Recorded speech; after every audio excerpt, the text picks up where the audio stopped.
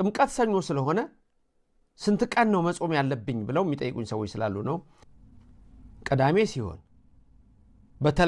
በተለይ እሁድና ሰኞ ሲሆን ነው ትልቁ ቁልፍ ነገር እሁድና ሰኞ ሲሆን ምክንያቱም ከእሁድ በፊት ያለው ምንድነው ቅዳሜ ነው ከሰኞ በፊት ያለው ምንድነው እሁድ ነው ስለዚህ እዚህ ላይ እንዴት ነው ጋድ የሚሆነው ምክንያቱስ ቅዳሜ በአመት አንድ ቀን ብቻ ነው የምትጾመው ልብላችሁ ስሙ ምግብ ሳይበሉ ከምግብ ተከልክሎ የምትጾመው ቅዳሜ አንድ ቀን ብቻ ነው ቅዳሜ ስዑር ጌታ በመቃብር ስኩብ የሆነበት ማለት ነው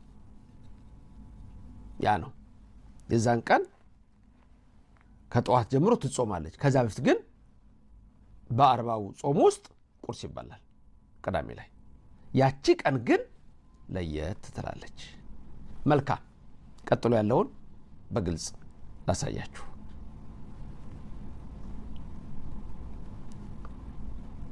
እሱ ጋር የምታዩት መጀመሪያ ግዕዙን ነግራችሁና ከዛ ወደ አማርኛው እንሄዳለን ወለእመ ኮነ ዕለተ በይረሙን ዘውእቱ አስተርእዮ በዕለተ እሁድ አው በዕለተ ሰንበተ አይሁድ ይጾሙ በዕለተ ዓርብ የሚል ቃል ታገኛላችሁ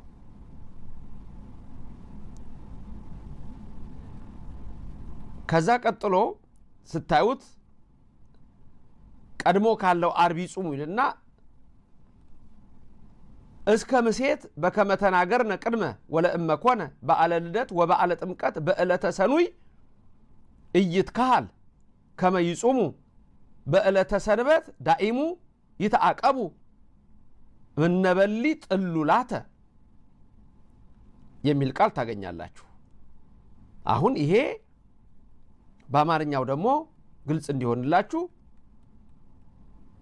እንዲህ ይላል በይረሙን በእሁድ ወይም በአይሁድ ሰንበት ቀን ቢሆን ይላል በይረሙን የሚለው እዛው ግዕዙ ላይ ቅድም ነግሯችኋል እሱም ዘውእቱ አስተርእዮ ብሎ ገልጾላችኋል ቅድም ላይ ይሄም ማለት አስተርእዮ የምንለው በዓል ማለት ነው መገለጥ ነው አስተራየ ማለት ተገለጠ ነው ጥሩ በይረሙን በእሁድ ወይም በአይሁድ ሰንበት ቀን ቢሆን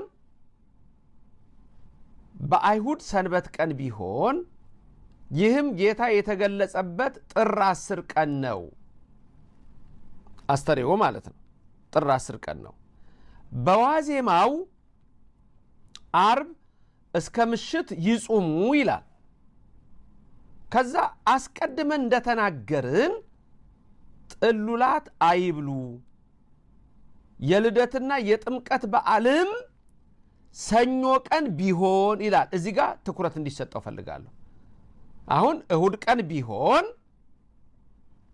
ቢሆን ዓርብ ይጾማል ቅዳሜ ደግሞ ስጋ ይበላል ተመልከቱ ስጋ ይበላል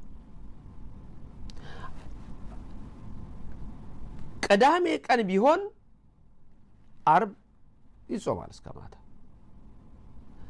እሁድ ቀን ቢሆን ደግሞ እሁድ ከዋለ ዓርብም ጾም ነው ቅዳሜ ግን ዓርብ ዕለት ጾሙና ቅዳሜ ግን ስጋ አትብሉ ነው ሰኞ ቀን ሲሆን ወደ ኋላ አይሄድም ይሄን በግልጽ ማየት ይቻላል ጥምቀት እሁድ ቀን ቢሆን ጋዱ መቼ ይሆናል ቅዳሜ ዓርብስ ምንድነው ዓርብ በራሱ ጾም ነው ስለዚህ ዓርብንም ጨምሩት ነገ ስለምትበሉ ዓርብንም ጨምሩት ነው ሰኞ ቀን ቢሆን ግን የሚለውን አስተውላችሁ እንደገና ጽሑፉን ተመልከቱት